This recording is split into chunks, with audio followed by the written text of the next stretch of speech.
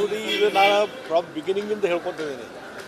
ಅವರ ಇಂಟರ್ನಲ್ಲಿ ಕ್ಲಾಶ್ ಇದೆ ಅಲ್ಲ, ಯಾವಾಗ ಸರ್ಕಾರ ಬಂತು ಅವತ್ತಿಂದ ಇದೆ. ಹೀಗಾಗಿ ಅದು ನಿಗೋಡಿದೆ. ಇದು 5 ವರ್ಷ ಸಿದ್ದರಾಮಯ್ಯ 5 ವರ್ಷ ಇರ್ತಾರೋ ಮತ್ತು ಮಧ್ಯದಲ್ಲಿ ತೆಗಿತಾರೋ, ಇದು ಹೈಕಮಾಂಡು ಅದು ಕ್ಲಿಯರಿಟಿ ಏನೂ ಹೇಳ್ತಾ ಇಲ್ಲ.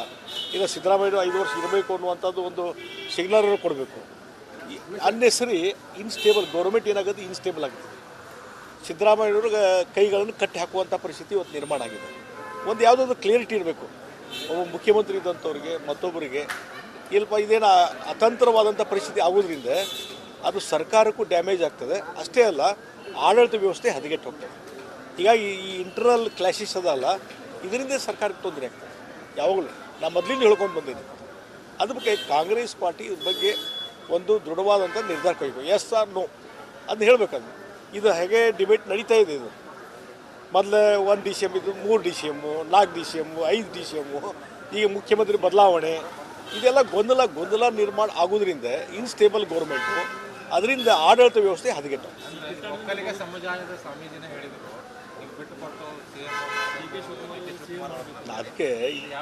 ಅದಕ್ಕೆ ನಾ ಹೇಳಿದ್ರೆ ಯಾರ್ಯಾರ ಮನಸ್ಸಲ್ಲಿ ಏನಿದೆ ಅನ್ನೋದು ಬೇರೆ ಬೇರೆ ಮುಖಾಂತರ ಹೇಳೋಕೆ ಚಾಲು ಆಕಾವ. ಇವೆಲ್ಲ ನೇರವಾಗಿ ಅವರೇ ಮಾತಾಡ್ಬೇಕು. ಮ್ಯಾಲೆ ದಿಲ್ಲಿ ಹೋಗಿ ಮಾತಾಡಲಿ. ಅದು ಬಿಟ್ಟು ಇದು ಆಗೋದ್ರಿಂದ ಏನಾಗ್ತದೆ, ಒಂದು ಪಾರ್ಟಿ ವ್ಯವಸ್ಥೆ ಒಳಗೆ, ಸರ್ಕಾರದ ವ್ಯವಸ್ಥೆ ಒಳಗೆ ಆಡಳಿತ ಕುಸಿದೋಗ್ತದೆ. ಅಧಿಕಾರಿಗಳು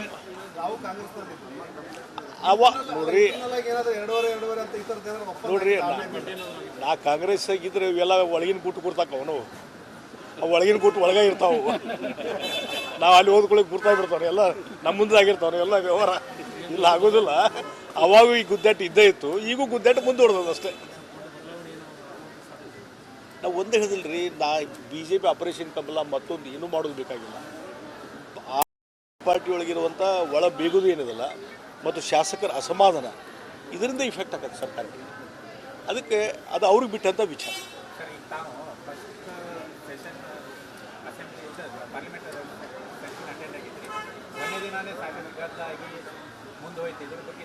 ಅಲ್ಲ, ಕೊನೆಯದಲ್ಲ, ಹಿಂದಿನ ಅವಧಿಯಲ್ಲಿ ಮೊದಲನೇ ದಿವಸದಿಂದ ಕೊನೆಯವರೆಗೂ ವೆಲ್ನಾಗೆ ಇದ್ದರು.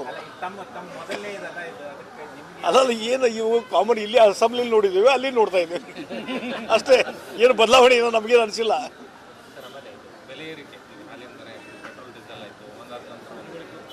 ಅದಕ್ಕೆ ನಾ ಹೇಳಿದಲ್ಲಿ ಈ ಗ್ಯಾರಂಟಿ ಯೋಜನೆಯಿಂದ ಇಲೆಕ್ಷನ್ದಲ್ಲಿ ಏನೋ ಲಾಭ ಆಗ್ತದೆ ಅಂತ ತಿಳ್ಕೊಂಡಿದ್ರು. ಲಾಭ ಆಗಲಿಲ್ಲ. ಅದಕ್ಕಾಗಿ ಕಾಂಗ್ರೆಸ್ಸಿನ ಶಾಸಕರು ಹೇಳಕ್ಕೆ ಚಾಲು ಮಾಡ್ಯಾರ, ಈ ಗ್ಯಾರಂಟಿ ಯೋಜನೆ ವಾಪಸ್ ತೊಗೊಳ್ರಿ, ಅದರಿಂದ ನಮ್ಗೆ ರಾಜಕೀಯವಾಗಿ ಏನೂ ಲಾಭ ಆಗಿಲ್ಲ, ನಮ್ಗೆ ಹೆಚ್ಚಿಗೆ ಸೀಟ್ ಬರ್ತಾವಂತ ತಿಳ್ಕೊಂಡಿದ್ವಿ, ಬಂದಿಲ್ಲ, ಅದಕ್ಕೆ ಇದು ವಾಪಸ್ ತೊಗೊಳ್ರಿ ಅಂತ ಅವರೇ ಸ್ಟಾರ್ಟ್ ಮಾಡಿದ್ದಾರೆ. ಹೀಗಾಗಿ ಅದನ್ನು ಅವರು ಆಲೋಚನೆ ಮಾಡಬೇಕು. ಅಲ್ಲೇನು ಖಜಾನೆ ಖಾಲಿ ಆಗ್ತಾ ಇದೆ. ಗ್ಯಾರಂಟಿ ಯೋಜನೆ ಅನುಷ್ಠಾನ ಮಾಡೋಕೆ ಹೋಗಿ ಖಜಾನೆ ಖಾಲಿ ಆಗ್ತಾ ಇರೋದ್ರಿಂದ ಇವತ್ತು ಇದೆ ಅದು ವರಮಾನ ಜಾಸ್ತಿ ಮಾಡ್ಕೊಳ್ಳೋ ಸಲುವಾಗಿ ಈಗ ಡೀಸೆಲು ಮತ್ತು ಪೆಟ್ರೋಲ್ ಬೆಲೆ ಏರಿಕೆ ಮಾಡಿದರು. ಈಗ ಹಾಲಿನ ಬೆಲೆ ಏರಿಕೆ ಮಾಡ್ತಾಯಿದ್ದಾರೆ. ಬಸ್ಸಿಂದು ರಾಮಲಿಂಗಾರೆಡ್ಡಿಯವ್ರು ಹೇಳಿದರು, ಬಸ್ ದರವನ್ನು ನಾವು ಏರಿಕೆ ಮಾಡ್ತೀವಿ, ಪ್ರಯಾಣಿಕರ ದರ ಏರಿಕೆ ಮಾಡ್ತೀವಿ ಅಂತ ಹೇಳಿದರು.